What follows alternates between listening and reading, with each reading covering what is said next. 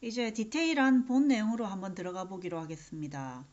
주교재 제1부 제2강 30페이지부터 시작되는 내용입니다. 세계 가치관 조사의 World Value Survey에서 전 세계 9만 명을 대상으로 행복의 필요 구성 요소는 어떤 것인가를 질문을 했을 때 다음과 같이 대체로 7가지가 나왔습니다. 그리고 이것을 빅7이라고 명명을 했죠. 그 7가지가 다음과 같습니다. 1번 가족관계, 2번 재정, 3번 일 또는 노동, 4번 공동체 또는 친구, 5번 건강, 6번 개인의 자유, 7번 개인의 가치관 이렇게 되어 있습니다. 다른 요소들은 다 이해가 되고 7번 개인의 가치관 같은 경우에는 조금 돕자면 일테면 내가 80만원 버는 직업군에 속해 있는데 나는 명품을 입어야 되고 나는 비싼 음식을 먹어야 된다 라고 생각을 하고 산다면 나의 가치관 때문에 나의 삶은 힘들어지겠죠. 그런 맥락에서 받아들이면 됩니다. 자, 이렇게 7가지가 있는데요. 이 중에서 세 번째인 노동을 보면 이 노동이라는 것과 여타 6가지 삶의 전반적 영역을 한번 관련을 지어서 이렇게 생각을 해보면 얼마나 이 노동이라는 것이 삶의 전반적 영역에 절대적인 영향을 끼치는 요소라는 것을 알 수가 있게 되는데요. 자, 먼저 노동과 가족관계. 큰 관계가 있겠죠, 그죠? 노동으로 인해서 가족이 원만해질 수 있고 가족관계가 그리고 가족관계가 힘들어질 수도 있습니다.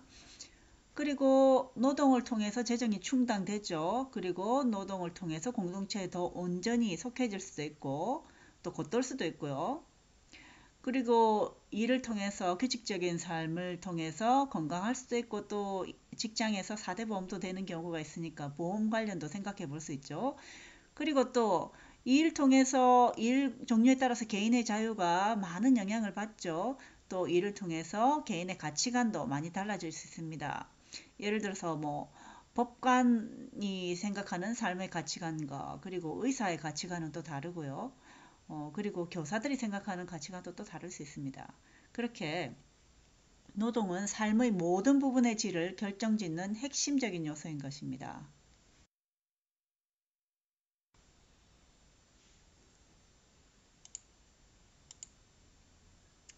이렇듯 일과 삶의 행복은 뗄 수야 뗄 수 없는 관계라는 것입니다. 그럴 수밖에 없는 것이 우리는 일을 통하여 내 자신을 규정하고 삶의 의미를 실현하기 때문입니다. 일테면은 내가 자동차 기술자라면 나는 내 자신을 자동차 엔지니어라고 정의한다는 것입니다. 또한 더 좋은 자동차를 만들거나 더 잘 수리할 수 있도록 노력하는 것이 내 자신의 삶을 실현하는 것이 되는 것이죠. 또한 우리가 직업을 가진다는 것은 의무이며 동시에 권리이기도 합니다. 인간으로서 우리는 개인의 주어진 삶을 이어나가야 하고요. 또한 가장이라면 가족의 삶을 돌보아야 하는 의무를 가지고 있고 또 사회는 또는 국가는 구성원인 개인이 일을 통해 사회와 가정에 긍정적으로 생산과 소비 활동을 통해서 기여할 수 있도록 해주어야 합니다. 그래서 우리가 일을 한다는 것은 인간의 가장 기본적인 의무이면서 권리라는 것입니다. 자, 돌발 퀴즈 시간입니다. 이 퀴즈는 주교재 챕터 끝에 붙어 있는 것을 가져왔습니다.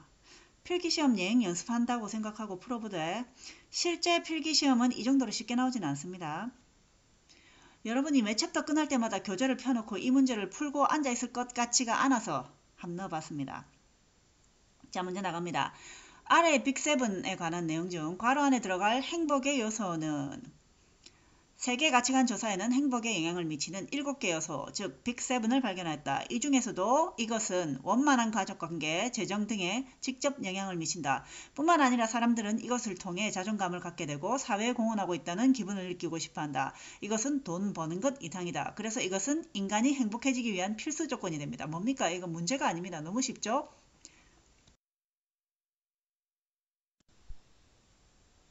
자, 이어서 직업의 의미 한번 살펴보겠습니다. 먼저 직업의 정의입니다. 한 사람이 지속적, 자발적으로 수행하는 사회적 역할로서 직접 혹은 간접적으로 사회 경제적 결과를 산출하는 것, 이렇게 되어 있습니다. 의미를 한번 짚어보면요. 먼저 지속성이 있어야 한다는 것입니다. 일주일 또는 한 달 이 정도가 아니고 일정 장기간 혹은 반평생 또는 평생에 이르는 지속적인 계속적인 일을 직업이라고 할 수 있다는 것입니다.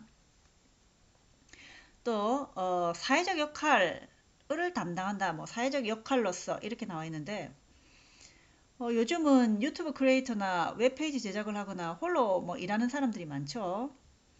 그렇지만 그들이 만들어내는 결과물을 통해서 사회에 많은 영향을 끼치기 때문에 명백히 사회적인 롤을 수행하고 있는 것입니다. 현대에 들어서 이제 생긴 가장 흥미로운 직업이 유튜브 크리에이터 아닙니까? 그죠? 초기에는 그것을 직업이라고 부르기에 주저함이 또 있었던 것이 사실이고, 하지만 보시면 직업의 정의에 위배되는 부분이 없습니다. 그래서 우리가 그들을 유튜브 크리에이터라는 직업군으로 부를 수가 있는 것입니다. 또 지속적, 자발적으로 또 자발성이 있어야 합니다. 자신이 원해서 직업을 가지는 것이죠. 자신이 원해서 일을 하는 것입니다. 예를 들어서 포로 수용소에서 강제노동을 하는 것은 설령 돈을 받는다고 해도 직업이라고 불릴 수 없다는 것을 알아야 합니다. 그리고 마지막으로 경제적 보상, 경제적 결과를 산출한다고 이렇게 됐죠. 경제적 보상이 따라야만 직업이라고 불릴 수 있습니다. 공짜로 일하는 것은 직업이 아닙니다. 아까 직업은 의무이면서 권리라고 했잖아요. 우리는 직업을 통해 삶을 영위해야 하므로 일을 하면 일한 만큼 돈을 받을 수 있는 권리를 가지고 있습니다. 자, 이렇게 직업의 세 가지 요소가 정의를 통해서 추출되었습니다. 직업의 정의를 통해서 추출이 되었습니다. 자, 직업의 3요소 보겠습니다. 1번 경제적 보상, 2번 자발성, 3번 지속성.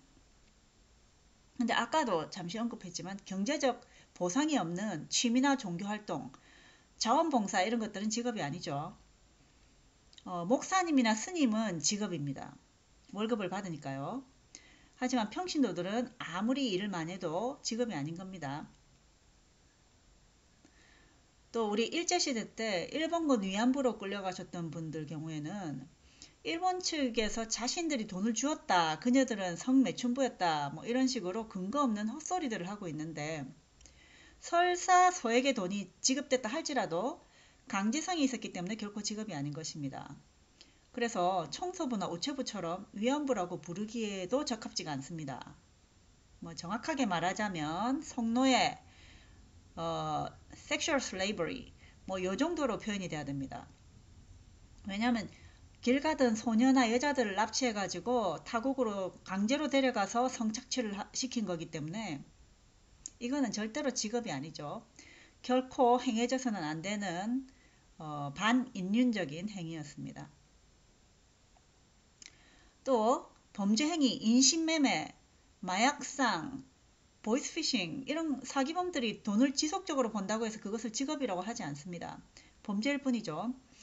이렇게 이제 직업은 그 세 가지 요소가 충족이 돼야만 직업으로서의 의미를 가지게 된다는 것입니다. 자, 다시 즐거운 돌발 퀴즈 시간이 돌아왔습니다. 자, 직업의 개념과 정의에 대해서 배웠죠.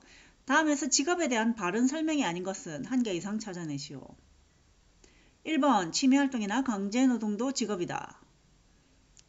2번 다른 사람들과 함께 인간관계를 쌓을 수 있는 기회가 된다. 3번 법을 위반하는 일이지만 돈을 벌 수 있으면 직업이라 할 수 있다.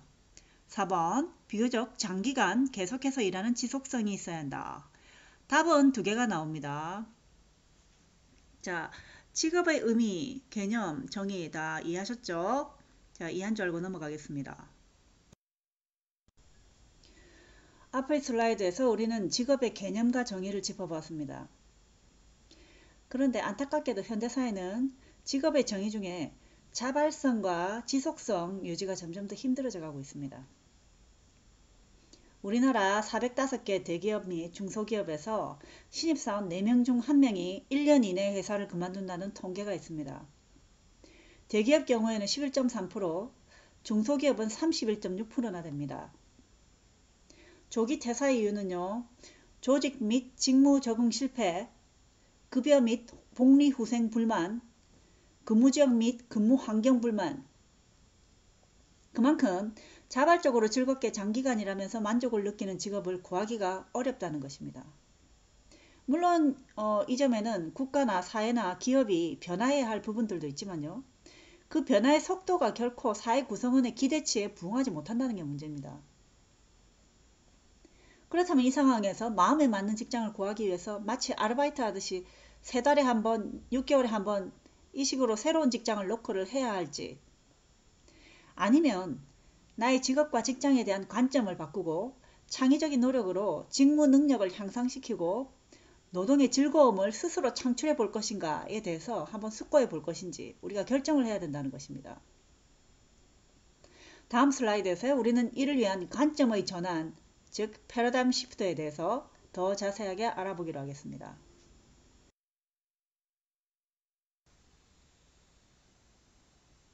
그래서 우리에게 관점의 전환이라는 것이 절실히 필요하다는 것입니다. 일이라는 것이, 노동이라는 것이 우리 인생 행복의 요소 중에서 가장 중요한 핵심 요소라고까지 볼 수가 있는데, 물론 이를 통해서 인류는 행복감도 느끼고 풍요를 느끼기도 하는데, 반면에 많은 사람들이 이 지속적으로 행해야 하는 직업으로 인해서 좌절하고 고통스러워하고 지치고 모든 것을 포기해버리기도 하고, 또 간혹은 스스로 목숨을 끊기까지 합니다. 미국의 테일러라는 철학가가 이렇듯 정말 다람쥐 쳇바퀴 돌듯 하는 지속적인 노동의 고통을 그리스 신화인 시지프스 신화에 빗대어 얘기를 하고 있는데요. 그는 이 신화의 내용을 약간 변화시켜서 관점의 전환을 통해서 노동을 행복하게 만들어갈 수 있다는 이론으로 제시를 했습니다.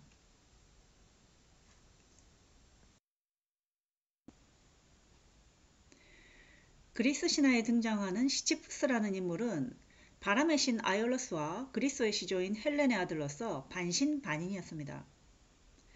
그는 도시국가인 코린트, 즉 성경의 신약에도 나오는 고린도의 초대왕이었습니다. 그는 지혜로웠으나 교활해서 신들을 숭배하지 않았고, 신들 간의 관계에 있어서 이간질이나 고자질 등을 한 죄값으로 끊임없이 고정될 수 없는 거대한 바위를 산 꼭대기까지 무한 반복으로 밀어 올려야 하는 형벌을 받았습니다. 이것을 인간의 노동에 빗댄 것은 테일러가 너무 지나친 비약을 한 게 아닐까 싶기도 한데, 또 재밌는 것은 또 고개가 끄덕여지는 부분이 있습니다. 시지프스 신화에 빗대어진 노동의 모습은 마치 신의 저주와도 같이 느껴집니다. 이를테면 하와가 선악과를 먹은 원죄로 인해서 이 모든 인류의 여성들이 출산의 고통을 겪어야 하는 식의 저주처럼, 그렇게 저주처럼 느껴지죠. 만약 우리가 매일매일의 직장에서 이런 생각을 하면서 일을 해야 된다면은 과연 우리의 삶의 질은 어떤 수준이 될지 상상이 됩니다. 다음 슬라이드에 시지프스의 그림을 한번 봐봅시다. 자, 사진을 보면 시지프스가 고통스럽게 자신의 몸에 몇 배나 되는 돌을 굴려서 산꼭대기로 밀어 올리는 것을 볼 수 있죠. 이것이 무한 반복이 된다는 것입니다. 그리고 테일러는 이런 반복적인 고통을 일, 즉 인간의 노동에 빗댄 것입니다. 하지만 테일러는 이에 그치지 않았습니다. 시지프스가 어떻게 하면 이 필수 불가결한 노동을 통해서 행복한 삶을 영위할 수 있을지에 대한 관점의 전환을 꾀했던 것입니다. 먼저 테일러는 시지퍼스가 매번 똑같은 돌을 굴리지 않고요, 제각기 다른 모양의 돌을 굴려서 결국 그 돌들로 아름답고 예술적인 사원을 지으리라는 의미를 부여해야 한다고 말합니다. 그러니까 돌을 밀어 올릴 때마다 자신이 지을 사원이라는 그 아름다운 결과물을 상상을 하겠죠. 두 번째로는 어차피 계속 해야 될 일이니까 그 반복적인 행위 자체를 좋아하게끔 자신의 마음을 바꿔야 한다고 합니다. 이를테면 오늘 나는 돌을 30분 굴렀어. 그러고 나니까 땀도 많이 흘렸고 건강해지고 어제보다 근육도 더 생겼어. 돌을 굴리는 새로운 방법을 한번 개발해볼까? 돌을 굴리면서 뭔가 창의적인 아이디어들을 시도해봐야겠다. 뭐 이런 식으로 말입니다. 지금 그림의 시지프스 몸을 한번 보십시오. 게으른 사람에게는 결코 생길 수 없는 고통이 준 훈장 같은 느낌이 들지 않습니까? 다음 장에서 테일러의 이론을 다시 한번 정리하겠습니다.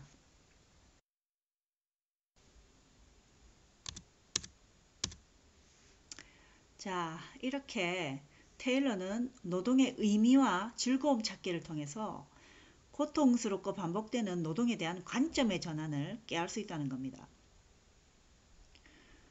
먼저 일의 의미를 찾으려면 마치 시지프스가 나는 미래의 이 돌들로 아름다운 사원을 지을 거야 라고 했던 그 목적과 또 중요성에 초점을 둬야 합니다. 목적은 사원이고요. 또 중요성은 그 사원을 짓는데 가장 필요한 자재가 돌이니까 필수적인 거죠. 우리가 어떤 일을 하는 목적에는 5가지 정도의 동기가 있을 수 있습니다. 그중 사회적으로 드러나 보이는 외재적 동기, 즉 밖으로 드러나는 동기는 돈과 지위이고요. 마음의 욕구를 만족시키기 위한 내재적 동기는 사회기여, 열정 발산, 재능 활용 등이 있습니다.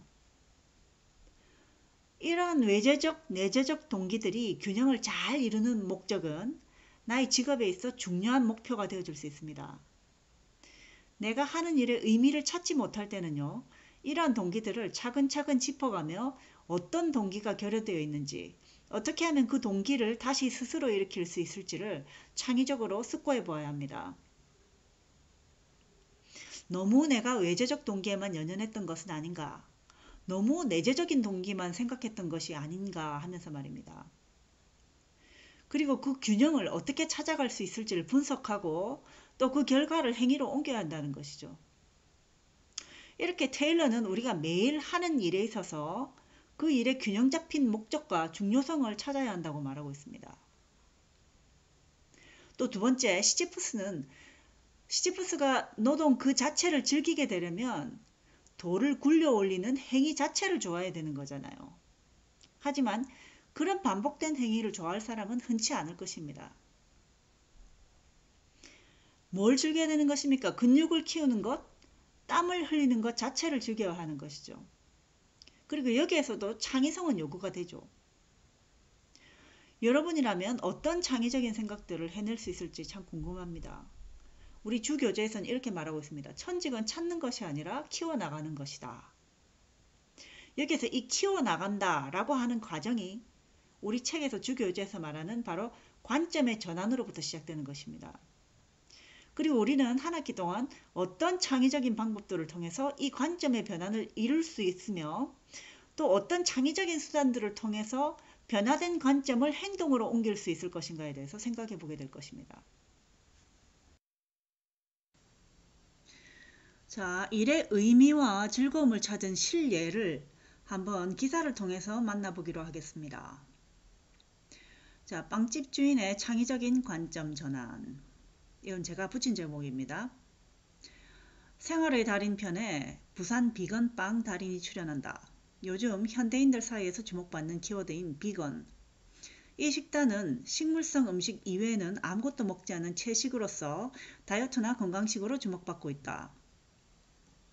그런데 빵의 기본 재료라고 할 수 있는 밀가루, 달걀, 우유를 전혀 쓰지 않고도 여느 빵집 뺨칠 정도로 맛있는 빵을 굽는 빵의 마법사가 있다고 하니 바로 김민실 달인이다.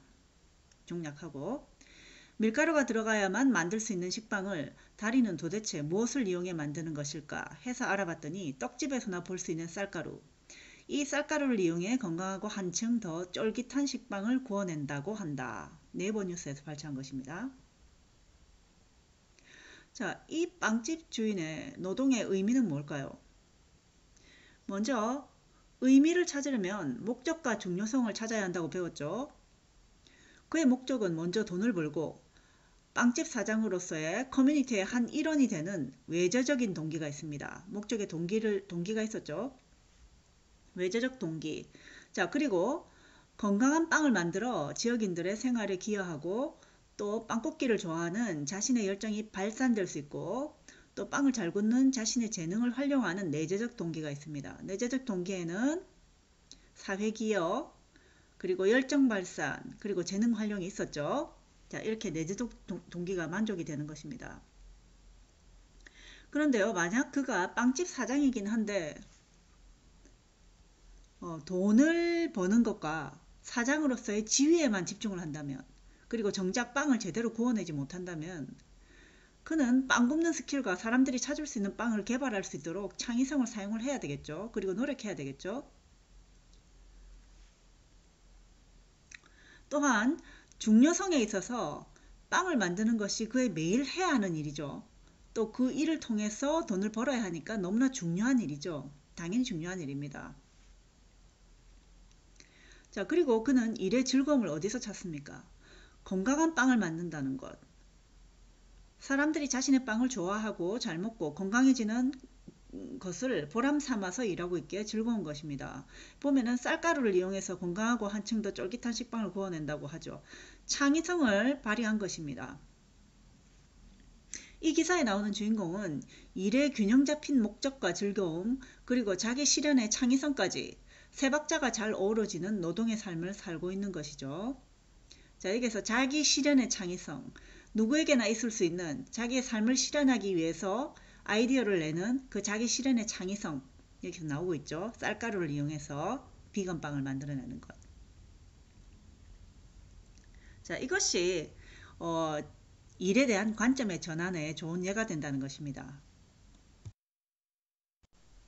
자, 우리는 앞에서 테일러의 시지프스 신화를 인용한 패러다임 시프트 이론을 배웠습니다. 이쯤에서 돌발 퀴즈 하나 나가겠습니다. 다음 문장의 A, B에 들어갈 단어는 미국 철학자 테일러는 시지프스와 같은 현대인들의 직업생활을 행복하게 하기 위해서는 두 가지 방식으로 노동을 대하는 패러다임이 바뀌어야 한다고 주장한다. 하나는 자신이 하는 노동의 A를 찾는 것이며 다른 하나는 자신이 하는 일에서 B를 찾는 것이다. 행복은 A와 B가 어우러질 때 찾아온다는 것이다. 자, 답을 한번 생각해 봅시다. 하나는 자신이 하는 노동의 뭐죠? 의미를 찾는 것이며 다른 하나는 자신이 하는 일에서 즐거움을 찾는 것이다. 이렇게 답이 되겠죠? 행복은 의미와 즐거움이 어우러질 때 찾아온다는 것이다. 그런데 왜 제가 여기서 답을 얘기를 했겠습니까? 자, 노동의 의미를 찾는다는 거. 의미를 어떻게 찾죠? 목적과 중요성을 찾아야 하죠. 앞에 했던 이론을 리뷰하는 겁니다. 그리고 목적은 외재적 동기와 내재적 동기가 잘 균형을 이룬 목적이어야 한다고 했죠. 그리고 또 즐거움은 마치 시지프스의 근육이 나날이 더 단단해 가는 것처럼 키워나가는 거라고 했죠. 그래서 직업을 통한 행복은 이렇듯 항상 창의적인 발전이 요구된다는 것입니다. 자, 이제 이해하셨죠? 우리 교재에 이런 말이 나오겠습니다. 자신의 재능과 적성을 발견하고 그에 딱 들어맞는 일을 선택한 사람은 축복받은 사람이다. 그러나 그런 사람이 과연 몇이나 될까? 더구나 자신이 좋아하는 회사에 들어갔더라도 본인이 희망하는 부서에 배치되고 자신이 원하는 일을 하는 사람은 더더욱 드물다. 그렇다면 소수의 몇 명만 제외하고 대다수의 사람들은 불행한 것일까? 또 좋아하지도 않는 일을 해야 하기 때문에 능률이 떨어진다고 봐야 할까?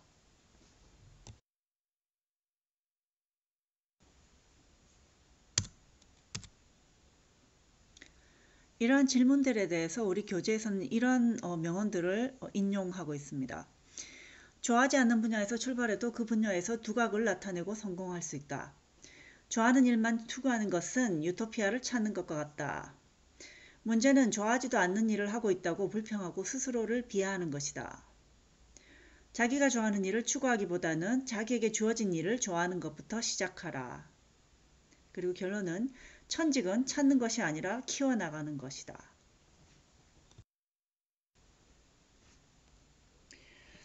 모두들 여기까지 따라오느라 수고 많았습니다.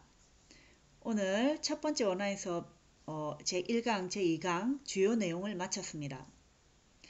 왜 1, 2강을 한꺼번에 이론으로 강의했냐면 1, 2강 내용이 뗄 수 없을 정도로 너무 하나처럼 연결이 되어 있고 3강부터는 윤리 개념이 시작되기 때문에 효율성을 위하여 1, 2강을 붙여 강의했습니다.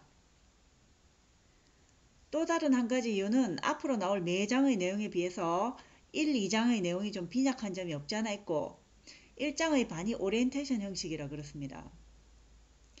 만약에 다음 주까지 온라인으로 강의를 하게 된다면 순서대로 3강 윤리 개념을 진행하게 되고요. 필요하다면 1, 2강에서 배운 이론들을 간단하게 리뷰하는 시간도 가질 생각입니다. 오늘 1, 2강 강의를 간단히 요약하자면요. 먼저 책 전체의 핵심 주제가 관점의 전환이라는 것을 설명드렸죠. 이 관점의 전환이 포괄하는 넓은 범주도 우리가 알아보았습니다. 그 다음에 본 내용으로 들어가서 노동의 의미를 살펴보았고 노동과 행복한 삶의 관련성을 짚어보았으며 그리고 직업의 개념과 정의도 알아보았고 또 테일러의 패러다임 시프트 이론을 통해서 행복한 삶을 위한 노동의 의미와 즐거움을 찾는 방법도 알아보았습니다.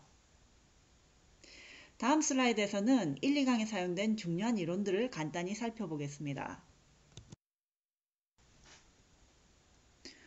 본 강의의 매 수업마다 몇 가지 이론들이 나올 겁니다. 그때그때 외울 수 있으면 좋겠지만요. 일단은 이해라도 하고 넘어가야지 그 위에 새로운 이론을 업그레이드 할 수가 있습니다. 연결된 개념이 많기 때문인데요. 이 이론들은 주교재와 부교재에서 발췌되고 또 필기시험 직전에 그중 시험에 출제될 만한 것들을 추려서 다시 공지를 할 겁니다. 또 우리 학생들 주교재를 다 샀을 거라고 믿고 있습니다. 동영상 강의를 들으면서 내가 중요하다고 하면서 강조하는 부분을 미리 표시를 하면서 들어놓으면 나중에 시험 준비할 때 훨씬 효율적으로 짧은 시간을 준비할 수 있을 겁니다. 또 부교재에서 발췌한 이론들은 따로 정리를 해서요. 대면 수업 첫 시간에 배포할 예정입니다. 자, 그럼 이번 시간에 나왔던 이론들을 한번 살펴보겠습니다. 먼저 본 강의의 두 가지 프레임으로서 도덕적 사유의 두 가지 유형, 뭐가 나왔죠? 규범윤리학적 관점과 메타윤리학적 관점, 이렇게 두 가지 유형 나왔죠. 부교재에서 출제한 내용들입니다. 자, 그 다음에 직업윤리의 범주 설명을 위해서 스펜서 앤 스펜서의 직무능력 빙산 모델이 나왔었죠. 삼각형 모양의 빙산 모델이 나왔었습니다. 또한 관점의 변화를 불러오기 위해서 직무능력 향상과 관련된 두 가지 종류의 창의성의 이론을 보았죠. 부교재에서 출제된 내용이었습니다. 그 두 가지가 뭐였습니까? 특별한 재능의 창의성과 자기 실현의 창의성, 이렇게 두 가지의 창의성 이론이 나왔었죠. 또 그 다음에 인간의 노동이 인간 삶의 행복과 얼마나 밀접한 관계인지를 보여주는 행복의 필수 구성요소 빅7 나왔었죠. 가치평가 조사단에서 조사한 7가지 구성요소, 행복의 필수 구성요소 빅7 나왔었습니다. 그리고 또 직업의 정의와 직업의 3요소를 짚어보면서 테일러의 시지프스 신화를 사용한 패러다임 시프트 이론을 통해서 노동이 행복한 삶과 직결되려면 우리 관점의 전환이 필요하고 또한 관점을 어떻게 변화하는가 그 방법도 배웠습니다. 일의 의미와 즐거움을 찾는 방법이 나왔었죠. 자, 온라인 강의의 장점 중 하나가 기억이 안 나면 다시 얼마든지 돌려서 볼 수가 있다는 점입니다. 그렇죠? 우리가 다음 슬라이드에서 이 이론 중 하나에 근거해서 내가 과제를 낼 텐데 잘 이해가 안 되면 다시 그 부분으로 돌아가서 잘 들어보면 즐겁게 과제를 완수할 수 있을 겁니다.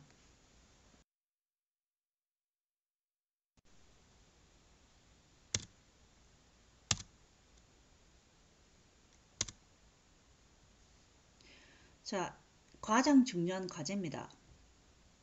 이번 주에 제출해야 할 과제는 두 가지입니다. 첫 번째는 카톡에 올려진 유형별 가치관과 직업찾기 테스트, 이 테스트가 부교재에서 발췌한 것입니다. 이 테스트를 마치고 자신의 직업 유형을 추출한 다음에 다시 꼭 제 이메일로 나에게 보내주세요. 이메일로 보내야 됩니다. 카톡에 올리지 마세요. 그리고 그것이 한글 파일이기 때문에 채워놓을 수 있게 되어 있습니다. 아주 편하게 채워놓을 수 있게 되어 있어요. 그리고 테스트할 때 성명란에 이름 적는 것을 절대 잊으면 안 됩니다. 자기 이름이 적혀 있어야 됩니다. 두 번째는 유형 테스트에서 방금 유형 테스트 했죠. 유형 테스트에서 나온 직업군 중에서 자신이 원하는 직업을 하나를 선택하세요.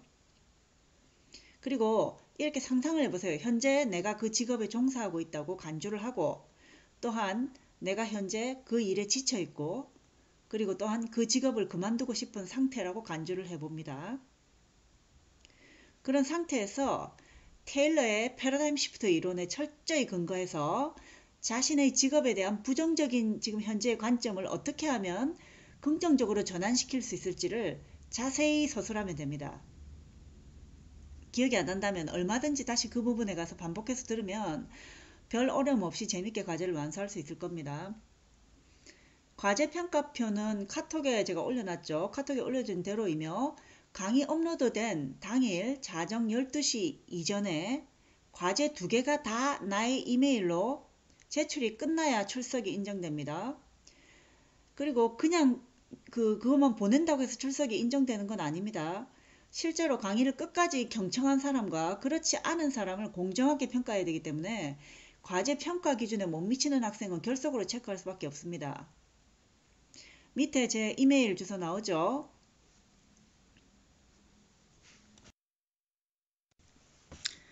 강의 내용이나 과제 관련 등 문의사항이 있을 때는 단톡방을 이용하고 과제는 꼭 이메일로 보내주십시오. 다시 한번 강조합니다. 왜냐하면 카톡에 올린 자료가 기한 후에 사라지는 경우를 대비해서 학교에서 지침이 내려진 사항입니다.